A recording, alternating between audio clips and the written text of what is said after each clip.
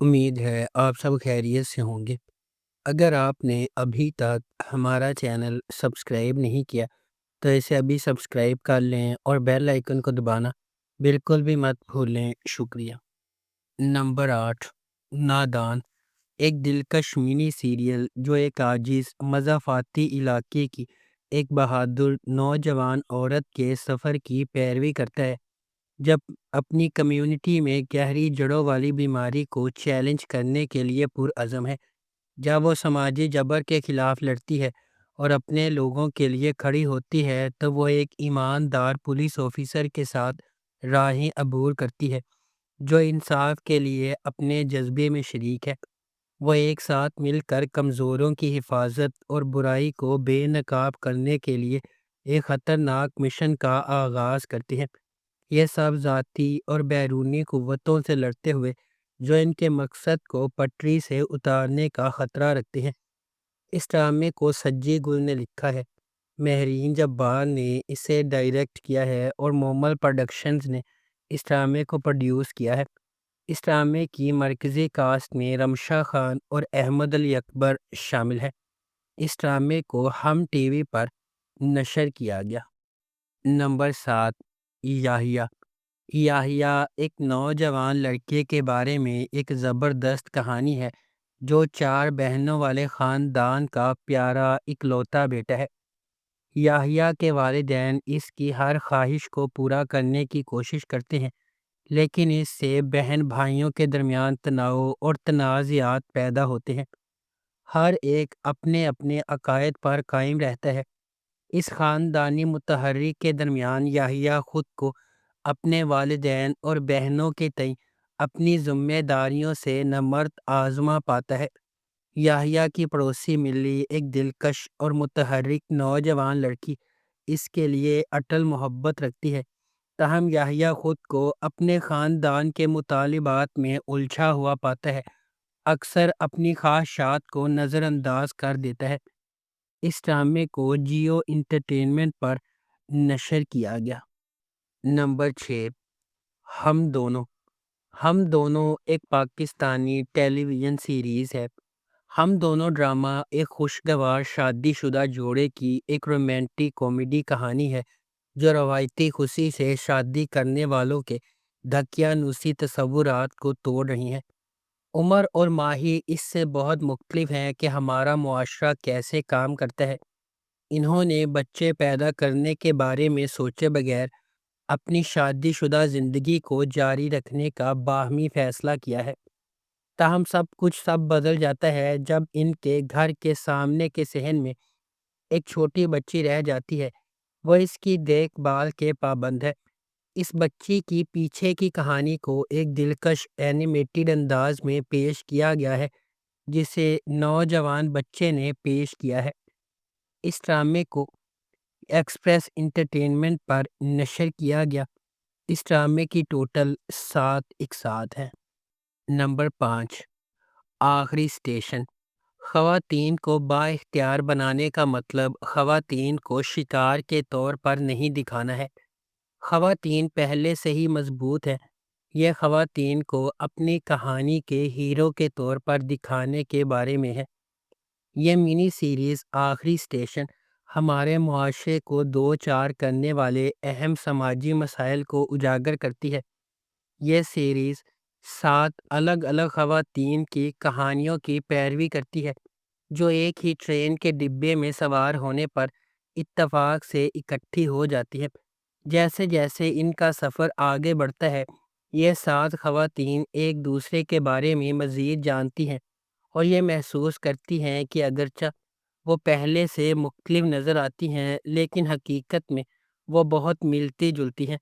یہ سب اپنے حالات کو بدلنے کی آگ کے طور پر بااختیار بنانے کے سفر پر ہے اور ان کی ہر کہانی اہم لیکن اکثر غلط فہمی والے سماجی مسائل کو بیان کرتی ہے۔ اس ڈرامے کو ARY ڈیجیٹل پر نشر کیا گیا۔ نمبر 4، سرے راہ۔ ڈرامہ سرے راہ مجموعی طور پر تبدیلی کو اپنانے اور پاکستان کے خواتین کے لیے تمام وزن کم کر کے اونچی اڑان بھرنے کے خیال پر بحث کرتا ہے۔ سرے راہ ایک غیر معمولی طور پر لکھا گیا ڈرامہ ہے جس میں ان کہانیوں پر بحث کی گئی ہے جو ہمارے چاروں طرف بکھری ہوئی ہے، لیکن بدقسمتی سے ہم ان پر روشنی ڈالنے سے کتراتے ہیں۔ سرے راہ ان خواتین کی کہانیاں شیئر کرے گا جو بچپن کی شادیوں کا شکار ہے، ایسی لڑکیاں جو صرف اپنی جنس کی وجہ سے ہیراسمنٹ کا شکار ہے، بیٹیاں جو اپنے باپ کی مدد کرنے سے قاصر ہیں کیونکہ ان کی عزت داؤ پر لگ جائے گی، اور خواجہ سرا انٹرسیکس کمیونٹی کے افراد جو اپنی شناخت کی وجہ سے ذلیل ہو رہے ہیں۔ نچلے متوسط طبقے کے پس منظر سے تعلق رکھنے والی رانیہ، جس کا کردار صبا قمر نے ادا کیا ہے، وہ ہمیشہ ڈاکٹر بننا چاہتی تھی لیکن اس کے حالات نے اسے ایسا کرنے نہیں دیا۔ اس ڈرامے کو ARY ڈیجیٹل پر نشر کیا گیا۔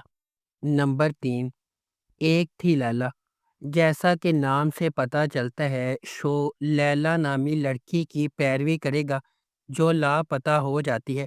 ہمارے ملک میں اداروں کے نارمل رد عمل کو ظاہر کرتے ہوئے دکھایا گیا ہے کہ کس طرح پولیس مجرم کے اغوا پر غور کرنے کے بجائے فرار ہونے والے پر الزام لگاتی ہے۔